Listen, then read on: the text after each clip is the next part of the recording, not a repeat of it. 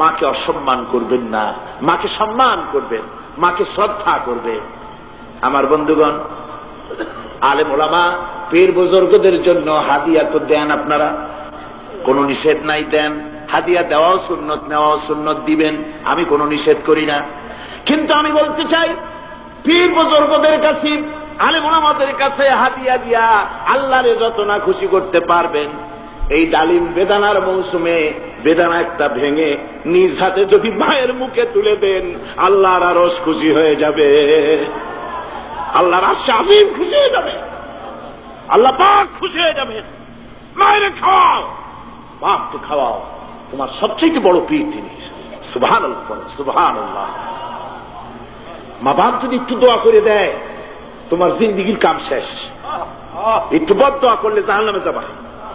কোন পীর সাহেব বদদোয়া করলে জাহান্নামে যাবে এমন কথা নয়, কোন মাওলানা বদদোয়া করলে দোজখে যাবে এমন কথা নয়।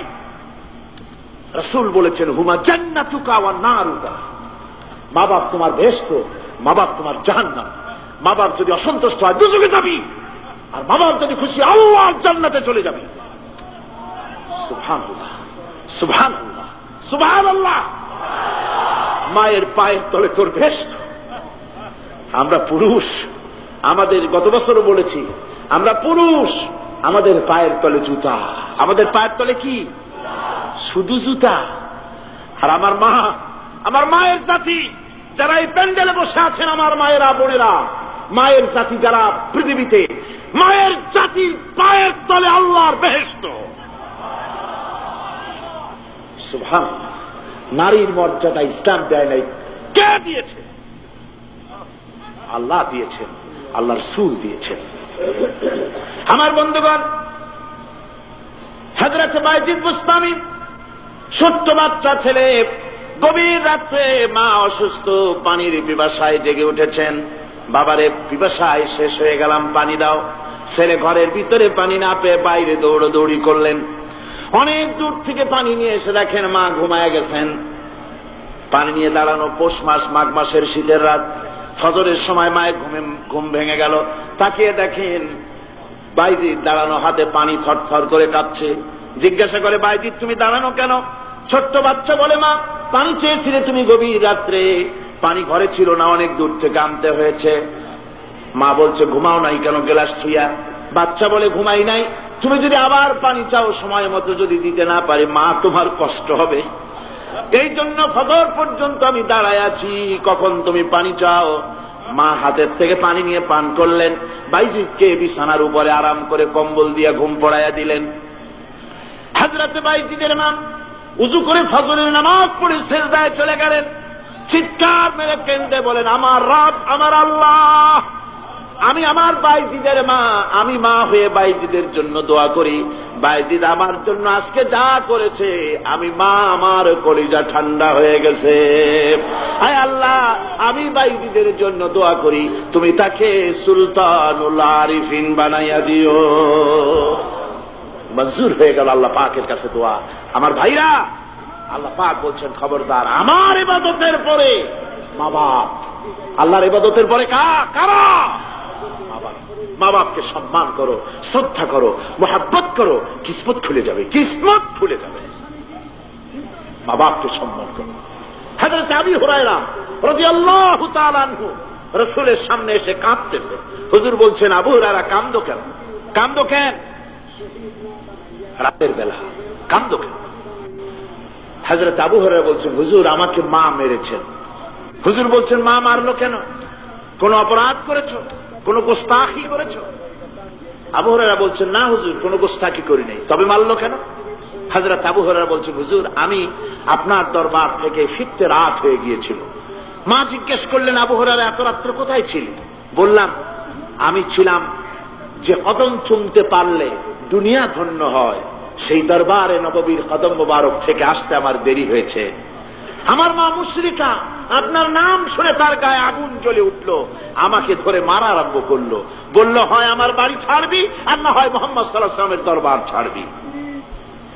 আমি বললাম, আমার মা, তুমি বুড়ি মানুষ, তোমার গায়ে যত শক্তি আছে সমস্ত শক্তি দিয়ে আমারে পিটাও, আমারে মারো, মারতে মারতে আমাকে বাড়ি থেকে তুমি বের করে দাও, তোমার বাড়ি শুদ্ধ তাম দুনিয়া ছেড়ে দিতে পারি, আল্লাহর নবীর কদম মোবারক ছেড়ে দিতে পারি না।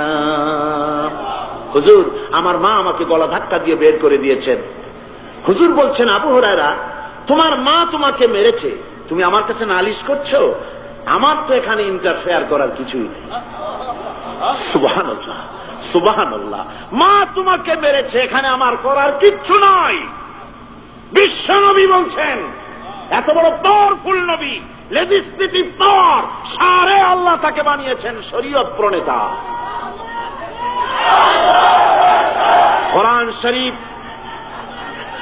কোরআন শরীফে শুধু হালাল ও হারামের, হালাল এবং হারামের, বৈধ এবং অবৈধের সীমারেখা শুধু কোরআনই ঠিক করেন, রাসূলের জন্য আল্লাহ ছেড়ে দিয়েছেন। আল্লাহ রাসূলও হারাম, হালাল এবং হারামের বৈধতা অবৈধতার সীমারেখা নির্ধারণ করেছেন। এত বড় ক্ষমতা তার, এত বড় পাওয়ারফুল বিশ্বনবী, তিনি বলছেন মা মেরেছে, আমার করার কিছু নাই। চিন্তা করেন কত বড় কথা, এ কথা লোট কত। হযরত আবু হুরায়রা বলেন, ইয়া রাসূলুল্লাহ, মা আমাকে মেরেছেন, আমি আল্লাহর নবীর কাছে মায়ের বিরুদ্ধে নালিশ করতে আসি নাই। বললেন, কেন এসেছো? হযরত আবু হুরায়রা বলেন, হুজুর, এসেছি একটা কারণে। আমি জানি আল্লাহ নবী যদি আল্লাহর দরবারে হাত উঠায়া কোন জিনিস বলে, আল্লাহ রাব্বুল আলামিন সঙ্গে সঙ্গে মঞ্জুর করে নেন। হুজুর, আমি এসেছি, মেহেরবানি করে দোয়া করুন আমার মাকে যেন আল্লাহ হেদায়েত নসিব করে দেন। আল্লাহ নবী হাত উঁচু করে বললেন, আল্লাহুম্মা ইহদি উম্মা আবি হুরায়রা, আয় আল্লাহ, আমি দোয়া করি আবু হুরায়রার মাকে তুমি হেদায়েত নসিব করে দাও। রাসূলুল্লাহ দোয়া করছেন আর আবু হুরায়রা সমানে দৌড়াচ্ছেন। তিনি দৌড়াচ্ছেন, পিছন থেকে কয়েকজনে আবু হুরায়রার জামা টেনে ধরেছে, দৌড়। তাদের জানা আবু হুরায়রা খুব ভদ্রলোক মানুষ, কোন ঝড় ঝামেলার মধ্যে থাকে না, রাগ সাগ করে না, চিৎকার মারে না, দৌড় মারে না, এত ভদ্র শরীর, দৌড়ে কেন? না জানি কোন বিপদ বুঝি ঘটে গেছে। পিছন থেকে জামা টেনে ধরে বলে, দৌড়াও কেন? হযরত আবু হুরায়রা জামা সাহাবীর হাত থেকে ছিনায় নিয়ে বলেন, জামা ছেড়ে দাও, আমাকে দৌড়াতে দাও। আমি দৌড়াইয়া বাড়ি যে দেখতে চাই, আমি দৌড়াইয়া আগে আমার বাড়ি পৌঁছতে পারলাম না, আমি যাওয়ার আগে আমার আল্লাহর নবীর দোয়া আমার বাড়ি পৌঁছে গেছে, আমি এইটা দেখতে চাই। হযরত আবু হুরায়রা বাড়িতে গিয়ে দরজা নক করলেন, ভেতর থেকে আওয়াজ এলো, কে? হযরত আবু হুরায়রা বলেন, মা, আমি তোমার আবু হুরায়রা ফিরে এসেছি। মা বলছেন, বাবা অপেক্ষা করো, দরজা খুলতেছি। হযরত আবু হুরায়রা বলেন, মায়ের গলার আওয়াজের ভিতরে শিরকিয়াতের কর্কশতা পেলাম না, মায়ের গলার আওয়াজের ভিতরে তাওহীদের গন্ধ পেলাম। আমার মনে হলো নবীজির নিক্ষিপ্ত তীর তার নিশানায় পৌঁছে গেছে। কিছুক্ষণ পর মা আমার বেরিয়ে এলেন, মাথা থেকে চুলের থেকে, বুড়ি মানুষ, সাদা চুলের ভিতর থেকে পানি পড়তেছে। মা বলল, বাবারে, তোমারে মারার পর আমি বড় অনুতপ্ত হয়েছি, অনুশোচনা করেছি, আমি গোসল করেছি, মনে মনে ভাবলাম আমার ছেলে তো কোনো খারাপ জায়গায় যায় নাই, কেন তারে মারলাম? আমি বড় লজ্জায় পড়েছি তোমারে মেরে। ও আমার আবু হুরায়রা, আমি গোসল করেছি, পবিত্র হয়ে গেছি, জলদি করে আমাকে নিয়ে চলো বিশ্ব নবী জনাবে মুহাম্মদুর রাসূলুল্লাহর দরবারে।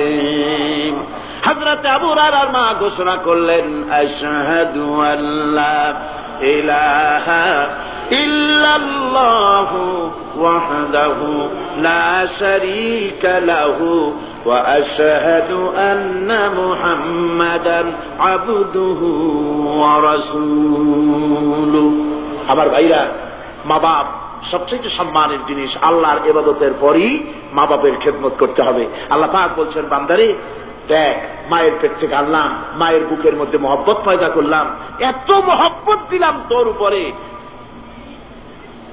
যে কোনো বিদেশে যান, যেখানে যান, বাড়িতে ফিরলে পরে সকলে, ছেলে মেয়ে ভাই বোন সবাই দেখবে সুটকেসে আমার জন্য আনছে কি। সবাই চিন্তা করবে আমার জন্য কি এনেছে। একমাত্র মা সন্তানের মুখের দিকে তাকাবে, কখন খাইছে সে। সুবহানাল্লাহ সুবহানাল্লাহ, আমার বাসার মুখখানে সুখ না, তুই বুঝি আজকে কিছু খাইস নাই। বিদেশে যেসব সন্তান থাকে মা কাটা কবুতরের মতো ছটফট করে। আমার ছোটবেলার কথা আমি দেখেছি সরসিরা মাদ্রাসা পড়তাম, আব্বা টাকা দিতেন মাদ্রাসায় যাওয়ার সময়, আবার মা আবার মুরগির ডিম বিক্রি করা, বিভিন্ন জিনিস বিক্রি করা বা বাজার করা পয়সা, উদ্বৃত্ত কিছু পয়সা আব্বার অজান্তে আমার হাতের মুঠার মধ্যে দিয়ে দিতেন। যখন মাদ্রাসার দিকে রওনা হয়েছি, পর্দার আড়াল থেকে দরজা থেকে দেখতাম, যতক্ষণ তাকায় দেখতেছি চোখ থেকে পানি দরদর করে পড়তেছে। সুবহানাল্লাহ, মা কি জিনিস! আল্লাহ আল্লাহ আল্লাহ। বিদেশে যদি কারো সন্তান মারা যায়, আল্লাহু রাব্বিল